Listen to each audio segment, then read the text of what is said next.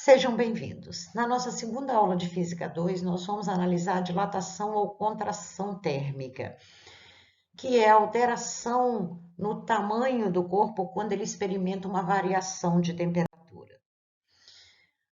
O que é dilatação ou contração? Quando a matéria é aquecida ou resfriada, ela sofre alteração nas suas dimensões. Quando ela é aquecida, as partículas passam a vibrar com mais velocidade e se afastam mais umas das outras. Dessa forma, todo o corpo aquecido tende a ter um aumento de volume.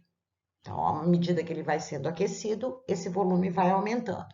Quando ela é resfriada, as partículas passam a vibrar com menos intensidade e se aproximam muito umas das outras. Dessa forma, o corpo resfriado tende a diminuir de volume.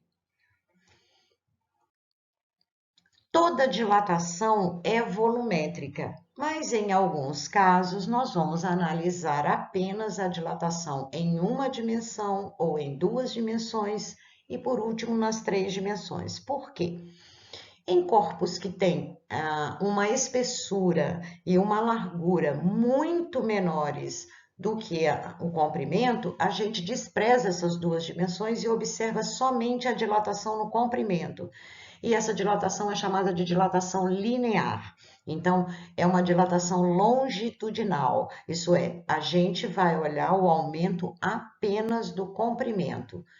Exemplo, trilhos de estrada de ferro, fio de distribuição de energia. Então, a tendência é ele aumentar muito mais no comprimento, uma vez que esse comprimento é maior, do que na espessura e na largura. Como que a gente calcula essa dilatação ou essa contração?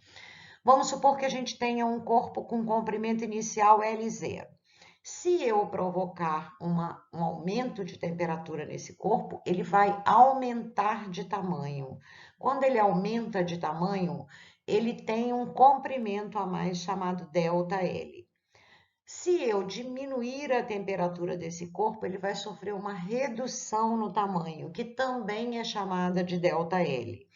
Esse ΔL é calculado pelo produto do coeficiente de dilatação do material do qual é feito o corpo, vezes o comprimento inicial, vezes a variação de temperatura experimentada. Então, eu terei um acréscimo ou redução no comprimento de alfa L0 vezes ΔT, resultando num comprimento final, ou seja, esse comprimento final vai ser a soma do comprimento inicial mais ou menos o que ele aumentou ou diminuiu. Então, ΔL é o aumento ou redução de comprimento, o alfa é o coeficiente de dilatação linear em uma dimensão apenas, e o L0 é o comprimento inicial, ΔT, variação de temperatura. A segunda forma de dilatação ou contração é a superficial. Agora, eu só vou desprezar a espessura. Por quê? Porque comprimento e largura podem ser comparados. Se submetermos essa placa a uma variação de temperatura para mais ou para menos, ela vai sofrer um acréscimo de tamanho. Esse acréscimo é chamado de ΔA, já que foi um acréscimo da área. O ΔA vai ser o coeficiente de dilatação superficial, que é em duas dimensões, vezes a área inicial, vezes a variação de temperatura, e vai resultar numa área final de área inicial mais ou menos o ΔA, mais se você aumentou a temperatura, menos se você reduziu a temperatura. Então, o ΔA é o aumento ou redução na área, o beta é o coeficiente de dilatação superficial, que vale duas vezes alfa, já que são duas dimensões. O A0 é a área inicial e o ΔT é a variação de temperatura.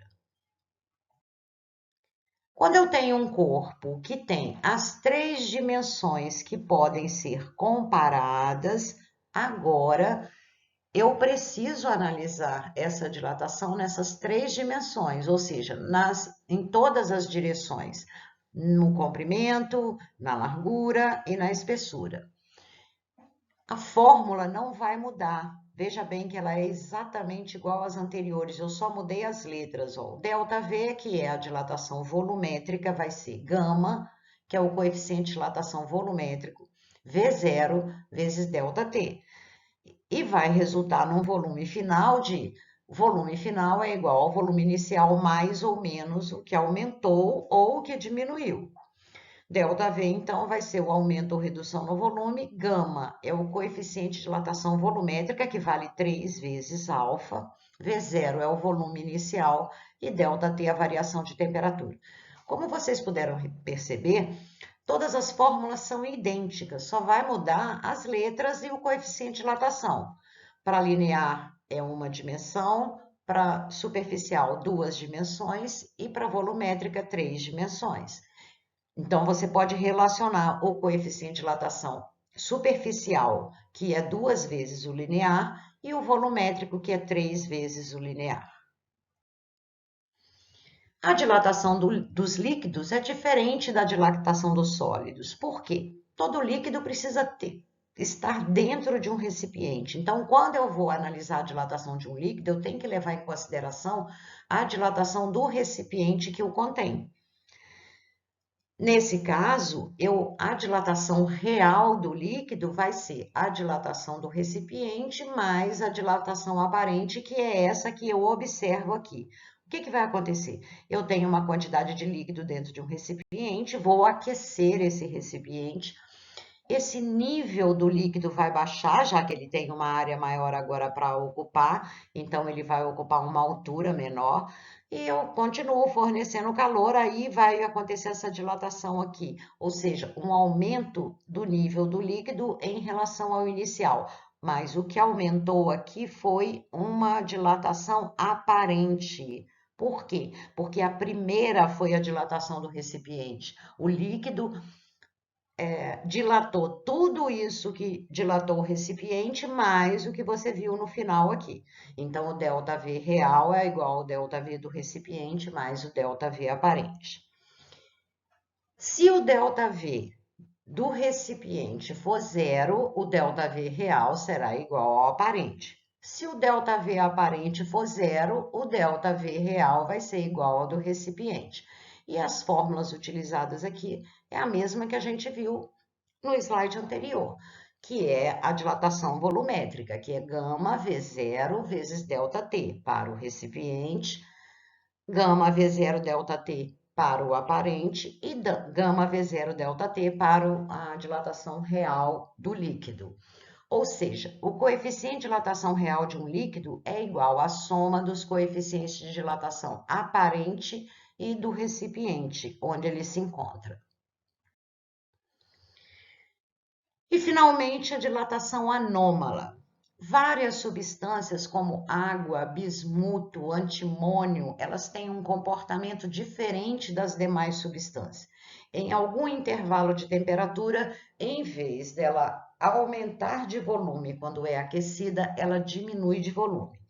Nós vamos analisar somente a dilatação anormal, anômala da água, que é uma substância que a gente tem contato no dia a dia e vai ser base do nosso estudo. A água, entre 0 graus Celsius e 4 graus Celsius, ela sofre um fenômeno diferente de todas as demais substâncias, ou seja, é inverso ao natural e esperado. Porque quando você aquece qualquer substância, essa substância aumenta de volume e quando você resfria, ela diminui de volume. A água é uma substância anormal. Nesse intervalo de temperatura aqui, ao ser aquecida, o que acontece? O volume dela diminui até 4 graus Celsius, o volume vai diminuindo. Depois, ela vai ter o comportamento normal, igual a todas as outras substâncias.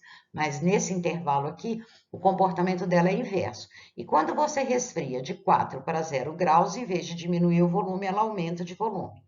Ou seja, a água no estado sólido, ela tem uma densidade menor do que no estado líquido a 4 graus Celsius. Por quê? Porque ela tem um volume maior, certo? E esse volume vai alterar a densidade. Uma explicação também para esse comportamento anômalo está no congelamento da superfície de lugares onde tem uma temperatura muito baixa. A camada mais acima da água dos lagos, mares e rios se resfria devido ao ar gelado, aumentando sua massa específica, ou seja, aumentando sua densidade e tornando mais pesado. Então, ocorre um processo de convecção até que toda a água atinja uma temperatura igual a 4 graus Celsius. Após isso, o congelamento ocorre no sentido da superfície para o fundo, ok? A gente pode representar o comportamento, então, através desse gráfico. De 0 a 4 graus, o que vai acontecer? Em vez dela aumentar de volume, ela vai diminuir de volume, vai mudar a densidade, ela vai ficar mais densa, consequentemente mais pesada e vai afundar. E à medida que a temperatura vai diminuindo, o que acontece? Ela vai ficando menos densa, mais leve, fica na parte superior, então a parte superior é congelada, ok? Eu espero que vocês tenham entendido essa parte de dilatação.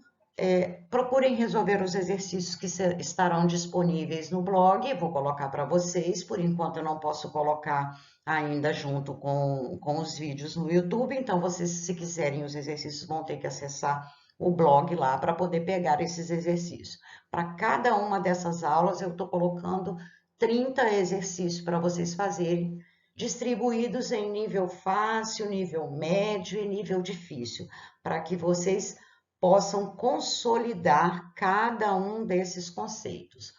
O gabarito está indo junto. Se vocês tiverem alguma dúvida, pode mandar mensagem para mim, que a hora que eu olhar lá no blog e ver a mensagem de vocês, ou ver o comentário de vocês a respeito de qualquer dúvida, eu vou responder. Vou resolver o exercício e vou colocar lá resolvido para vocês. Então, não deixem de fazer os exercícios para consolidar cada um desses conteúdos. Senão, não adianta nada vocês ficarem ouvindo e não vão gravar nada, porque a gente sabe que física não é uma matéria só visual ou só de audição. Você tem que treinar, você tem que aplicar esses conceitos na resolução de exercício para ver se entenderam direitinho, ok?